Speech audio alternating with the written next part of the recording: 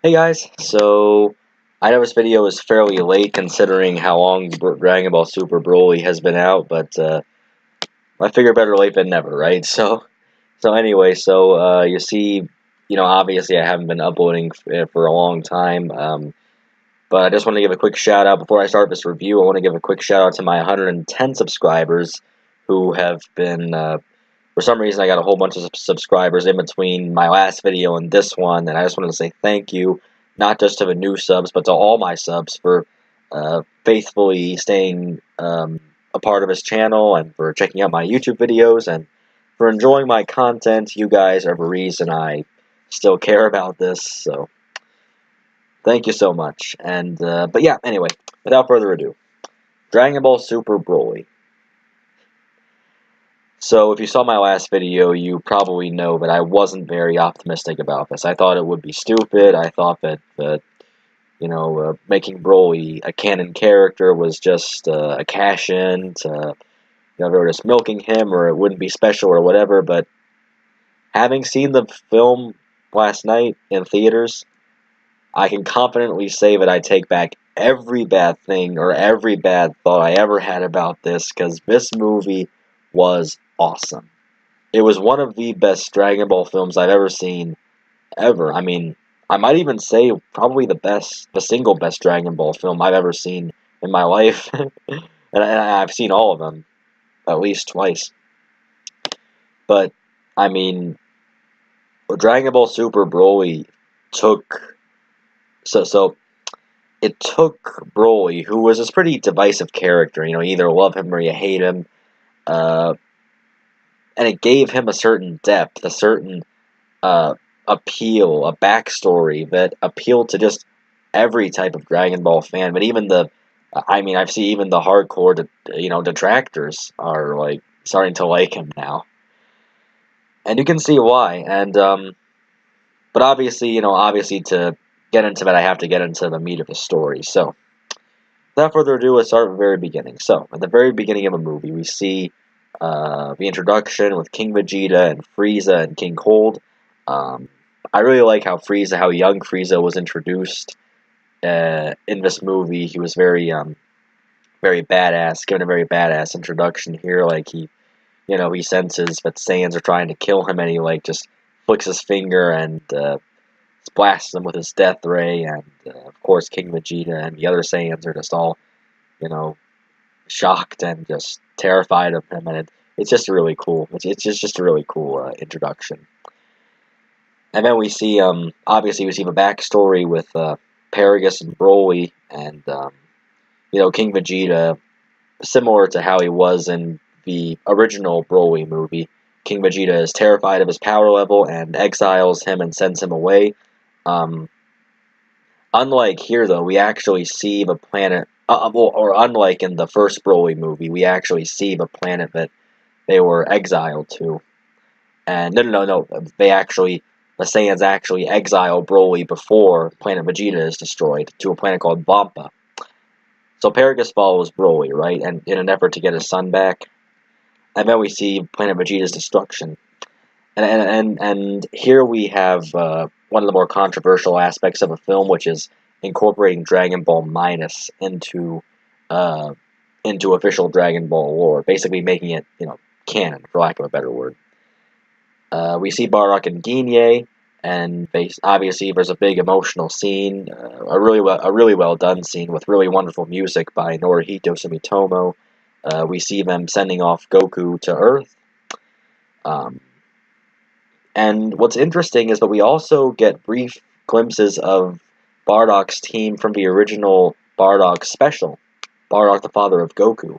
We see Tora and Fasha, and the others as well, very briefly, and I can put a link in the description with the scenes where we see them in, which seems to indicate that they were going for kind of a mix of Dragon Ball Minus and Bardock, the Bardock special being canon, because Toriyama loved both, or Toriyama loved the Bardock special, but also wrote Minus, so that might be his way of just kind of incorporating both of them, or kind of like allowing us to determine which one is the canon version. So I like that. I like that as well. That was very clever. I also like the scene where Bardock actually pushes back Frieza's like supernova as he's about to destroy Planet Vegeta, and it actually kind of like works, like not entirely, but I mean it just pushes it back just a little bit. That was pretty badass.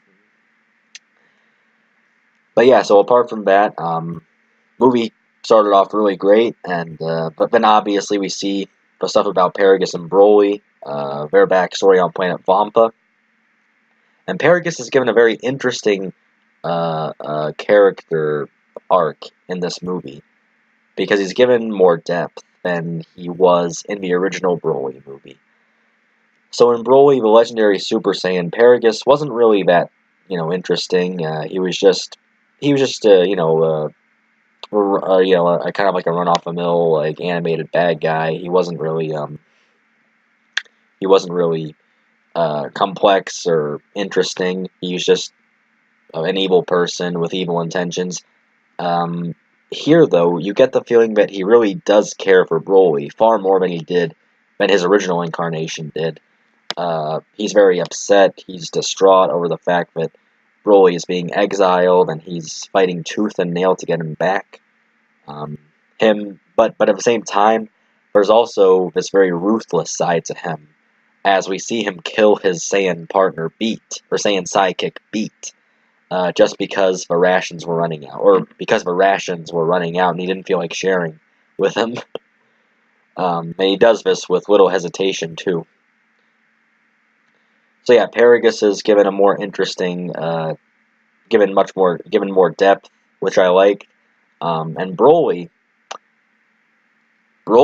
is given a much different backstory here, and a much more interesting one too. So this Broly did not have a whole backstory with Goku like crying and that driving him insane. I mean that was kind of interesting in its own right, but it wasn't. But it wasn't necessary, and and I'm really glad they didn't bother with that here. So that's gone. Also, Broly is implied to be, well, not implied to be, but shown to be a much more peaceful Saiyan. Um, he's shown to be like, one flashback has him, and this is one of the more emotional parts of the film. One flashback, so he's wearing um, this fur around his waist, right? And he's very protective of it, to the point where if anyone touches it, he'll immediately get mad. The reason being that the green fur you see him wearing was actually an ear cut off from I guess you could say a pet of his called Ba. Now Ba was one of the monsters living on Vampa, which Broly actually befriended in his childhood, but Paragus was so obsessed with making Broly train and become stronger that he actually cut the relationship, and he actually cut Ba's ear off, and Broly never saw Ba again, and he actually tied his ear around his waist with all the green fur and stuff, just as like a reminder of that relationship. And and hearing stuff like that, and just how tragic it was for Broly and Paragus living on Vampa, and you really start to get like a feel that this Broly is a much more tragic, um, much more interesting character than he was in his original incarnation. I mean, not to say that the original Broly was anything to sneeze at. The original Broly was good, but this version's Broly was, without a doubt, one of my favorite characters in Dragon Ball. So yeah, so the whole thing with Broly and Paragus, like Paragus, abusing him and just going mad with power, and just seeing how Broly adjusted to that was very fascinating too. The film also introduces two new characters named Chiolai. I think I pronounced that wrong, but whatever. Chiolai and Lemo. And these are two. So normally when I think of new characters in Dragon Ball, I don't really I don't really care much for them. But these two characters I really, really grew fond of really quickly. Chiolai is kind of this quirky, like spunky kind of character. She has a lot of personality. She has a lot of zest to her character, if that makes sense. She's very outgoing, but she's also very compassionate, as we'll see later. Lemo is this older guy who's like kind of a rough around the edges, kind of mercenary-ish character who they both work for the Frieza Force, and it's implied that they've been working together for a long time. I just love the sort of banter between the two. It's really humorous, and it really adds to the, and it helps to keep things lighthearted in an otherwise, I guess, darker and more serious Dragon Ball film. Chi-Li's relationship with Broly, I think, was also really well done. You see her reaction to Broly, to Paragus, is like abusing Broly, and her like going so far as to actually have the balls. Well, not balls, but guts to. I mean, guts to take away the shock remote control thing that Paragus had, and actually like crush it. I mean, just because she couldn't stand seeing Broly being abused like that, like how Paragus was treating him. There was also how protective Broly was over her. How when a drunk guy started hitting on her, and Broly got mad and told him, and actually like and decked him in the freaking stomach, I think it was. But yeah, that relationship was very interesting. Yeah, I like scenes like that. I also like the scenes they did where you had Limo and Sheila like talk to Broly, and that's where you give a whole backstory with Ba and Broly's fur waist thing. That was really well done. But yeah, I've talked a lot about Broly in this review and how great how great a character he is. Apart from that, now we've got out of that. Let's get to Goku and Vegeta. Now, Goku and Vegeta aren't given as much spotlight in this movie, since it is primarily focused on Broly. I mean, he's the main. I guess I know he's like considered an antagonist. He's also like the protagonist, so he's given like the most amount of focus. Which is why I spent the majority of this review talking about him. But Goku and Vegeta are, I really like them in this movie too. They playful little banter at the beginning where they fight, and Vegeta keeps calling him an idiot, and Goku's like, "No, stop calling me that." And then you have like the Bulma's wish, where this part is really funny. Bulma's wish to grow 5 years younger, and the reason that it's only 5 years is because if it's any more than that, people will notice. What's really funny about this is that Frieza plans to use the Dragon Balls for a very similar thing. Like, Frieza actually plans to wish for Shenron to make him 5 centimeters taller. And for the same reason, that because if it's any taller than that, people will start to notice, and it's just, so it's very interesting seeing how Bulma and Frieza actually share that one trait in common, that one vanity that they both share in common, is being vain and, their appearance and all that. That was a funny little, that was a funny little thing. But yeah, I mean, then you have Beerus babysitting Bra, which I'm kind of okay with that. I kind of wish they gave Beerus a bigger role in this film, considering that even Whis was involved in the fight against Broly. But I mean, it was all right, I guess. Like, it wasn't a terrible thing to do. I just wish Beerus had been given a bigger role. I think Piccolo too could have been given a bigger role in this movie too. He wasn't, like, the trailers kind of made it seem like he would have a bigger role, but he didn't really, and he was just kind of there, and he didn't really need to be there. So I don't know why they even bothered putting him in, but whatever. But yeah, so that's all, and now we get to the main event, which obviously is a fight between Broly, Goku, and Vegeta. That fight was really satisfying for me because I was rooting for Broly the entire time. I'm not ashamed to admit I was totally rooting for Broly the entire time. He was fighting both Goku and Vegeta, just because, like I said, he was given such a wonderful build-up, a wonderful character arc in this movie that it was so hard for me not to root for him. And of course, it delivers. Broly is fighting Vegeta. He's holding his own. And there's another funny moment is when Frieza sees Vegeta turning into a Super Saiyan, and Paragus is like, "What? What's that?" Like, I thought a Super Saiyan was just a legend. And Frieza's like, "Oh dear." because if Broly can't turn into a Super Saiyan, then it looks like he's looks like the fight won't be in his favor. Obviously, this later gets rectified because Broly's rage, and I really like how they explain Broly's rage too. It's like he gets all the strength from an Uzaru, and he actually, the strength that he gets from the Uzaru form is actually compressed in a form in where he's able to maintain his normal Saiyan form, but he still loses all sense of himself, and he starts to grow like stupidly high amounts of energy. And this eventually results in him, being able to beat both Goku and Vegeta in what is a very brutal beatdown. Especially there's this one scene where he holds Goku's head and he's like ramming him throughout blocks of ice, and it's just and Goku's screaming in pain, and it's just I mean Broly's strength here. Some people say, oh, well, it's still a little fan wanked. Maybe it is a little fan wanked, but I mean, considering that it's Broly we're talking about, that was kind of to be expected anyway. But yeah, obviously the fight between Broly, Goku, and Vegeta, that was very fantastic.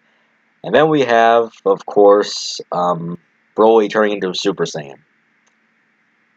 How they handled that with Frieza killing Paragus was good for a number of reasons. Number one, it showed that this Broly actually did. Number one, it was a nice contrast because, I mean by that, I mean that it was a nice contrast between this Broly and the original Broly. So if you remember in Broly, the legendary Super Saiyan, so Broly actually killed his own father, right?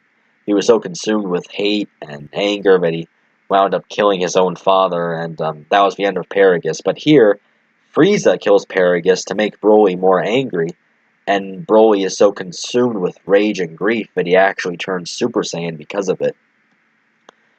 This was another nice way of contrasting between this Broly and the original Broly, because the original Broly would never have felt any grief for his father. This one did, even though his father was basically an abusive asshole to him his entire life. But, but then we see his turn into a Super Saiyan, and that's enough for Goku and Vegeta to have to regroup. And then we have Gogeta. So, this is one of the parts of the movie where I was like, okay, maybe that's a little bit, the fan link is a little bit much here. I mean, Gogeta versus Broly. Yeah, it did seem kind of far-fetched when I saw it, but I thought it was a great fight anyway. I thought it was only a matter of time before Gogeta would become canon. Obviously, Goku and Vegeta doing the fusion dance. We never saw them do that before. Why not have them do it now? I also like how they did it wrong a couple of times, and so it resulted in them getting fat and skinny and having to wait 30 minutes while Broly beats the shit out of Frieza. That was funny. The fight between Gogeta and Broly was very wonderfully animated. It had me on my CV. It had me on the edge of my seat the entire time. It was really, really an awesome fight.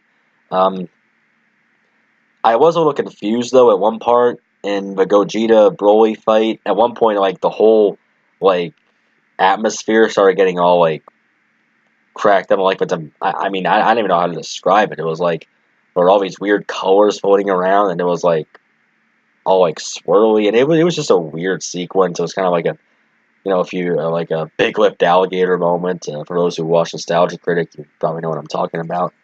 So yeah, that was a weird moment of the fight. But other than that, it was wonderful. It was wonderfully animated. The CGI was fantastic. The whole animation in general in this movie is pretty good. More so in the fight scenes than anywhere else. But Gogeta versus Broly, that was awesome.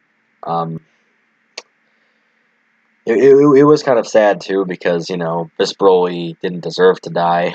He didn't deserve to get beat down, but he had to. And then obviously the end comes where Chi-Lai summons Shenron and actually wishes for Broly to be sent back to Vampa and be made well. And so the fight ends there, and yeah, that's pretty much the conclusion of a movie. I mean, Frieza survives. He goes off somewhere else, and Broly and Broly stays on Vampa, and Cheelai and Limo visit him from time to time. After the fight, and I really like this because it's such a this is very in character for Goku. Goku actually visits Broly, and he brings him some stuff from Capsule Corp. Like he brings him a house, he brings him some food to make his life there a little easier.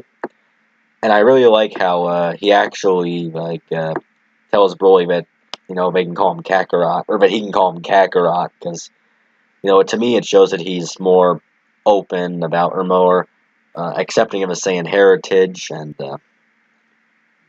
more willing to let other Saiyans see him in that light. So that was really good. I'm really thinking it's pretty obvious there's going to be a sequel to this movie. I mean, the movie ended in a cliffhanger. You had Frieza. People thought Frieza was going to die. He didn't die. He survived. And Frieza is actually planning his next course of action to control Broly and make him his hired help in conquering the galaxy. So it'll be interesting to see how that works, if that works. I don't think it'll work, but it will be interesting to see where they go with this, assuming if they make another movie, or if they decide to continue Dragon Ball Super, which either or is looking likely at this point. I do suppose the ending could be a little better. It was kind of anticlimactic considering that there was no real victor in the fight between Gogeta and Broly. It was just, Broly being sent back to Vampa, and that's it. And Gogeta defusing, and that was kind of like, it was a good fight while it lasted. Didn't end really well, but it's cool. It's whatever. So yeah, so that's Dragon Ball Super Broly. Hopefully I gave you all a fairly decent review. It's like 1:13 in the morning here, and my brain is kind of fried. So if you've caught me going kind of in and out of focus, I'm sorry for that. But I hope I delivered. Yeah. So my overall thoughts: this movie, very solid, wonderful movie.